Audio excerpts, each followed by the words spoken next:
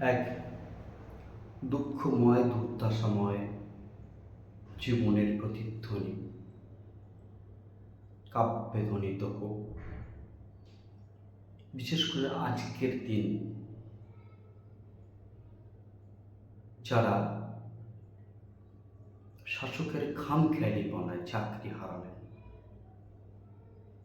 তাদেরকে বলবো, ভেঙে পড়বেন না প্লিজ। নিজের লড়াইটা নিজেকেই লড়তে হবে। লড়াই করুন, হারাবার কিছু নেই। এই দুর্গন্ধময় দুর্নীতিময় সমাজে শুধু ওইটুকু ছাড়া হারাবার কিছু নেই।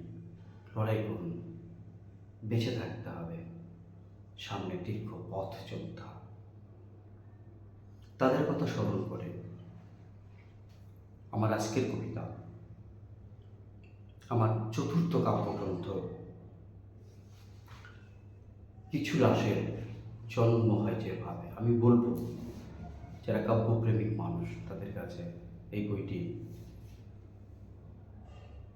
ইতিমধ্যেই আমি প্রচুর মানুষের কাছে সাড়া পেয়েছি, তাদের শ্রদ্ধা জানাই। সেই কাব্যগ্রন্থের একটা কবিতা, আগামীর দস্তখত, চেষ্টা করছি। শিশু জন্ম নিল, এ শিশুর জন্ম লগ্নে বাজেনি কোনো শঙ্খধ্বনি, কিংবা দূর থেকে ভেসে আসেনি কোনো আজানের সুর।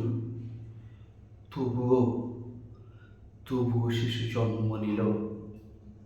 প্রধানমন্ত্রী তখন আমাদের শহরে ভাষণ দিচ্ছিলেন ব্রিটিশ অনুগামী কোনো রাষ্ট্রনেতার মতো। মায়ের গর্ভ পুনরায় ভাগ করবার কি নির্লজ্জ ঘোষণা! সভা মঞ্চে জোরদার হাততালি। উল্লসিত প্রধানমন্ত্রীর 52 ইঞ্চি ফুল ভেবে 104। শিশু হাসছে। দ্বারকার আকাশে উল্কাপিণ্ড হামাগুড়ি খায় প্রতিনিয়ত। মায়ের চোখে তখন আশঙ্কার মেঘ উধাও হয়ে সমুদ্র সৈকতে বেজে ওঠে শিল্পীর বিনার সুর। সেনাবাহিনী টোল দিচ্ছে তখন সীমান্তের কাঁটাতার সংলগ্ন এলাকায়। বাজার দর মাথা চাড়া দেয় প্রতি মুহূর্তে। শাসকের দাড়িতে বহুমূল্য বিদেশি কোম্পানির প্রসাধন চকচক করে ওঠে। বেকার যুবকের বুকে বেঁধে গুন্ডা রাজের গুলি। শিল্পপতি হাততালি দেয় মধ্যরাতের টিপাটির টেবিলে। নেতা টেবিলের ডয়ার খুলে দেয় সাকরে। শিল্পপতির মাথা ঢোকে তাতে। শিশু জন্ম নিল তবু। শিশুর জন্মলগ্নে বাতাসে বইছে মৌমাছিদের দুরন্ত প্রলয় উল্লাস। বিষাক্ত ছোবলে আমাদের মধ্য আকাশে তখন ইবলিসের তাণ্ডব। সভ্যতা জয়ের নির্লজ্জ উল্লাসে কেঁপে ওঠেনি তখনও সদ্য জন্মানো শিশুর হৃদয়।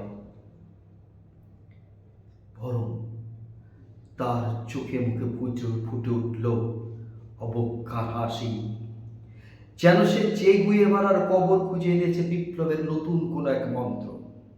এই শিশু জন্মলগ্নে ফেলেনি এক ফোঁটা চোখের জল। জন্মলগ্নেই চোখের জল বদলে গিয়েছে প্রতিবাদের আগুনে। ধর্মতলা থেকে যন্তর মন্তরে অযোধ্যায় তখন উল্লাসে মেতে উঠেছে ঘর হারানো মানুষগুলো। হাতে তাদের প্ল্যাকার্ড, স্লোগান জয় শ্রীরাম। নমস্কার।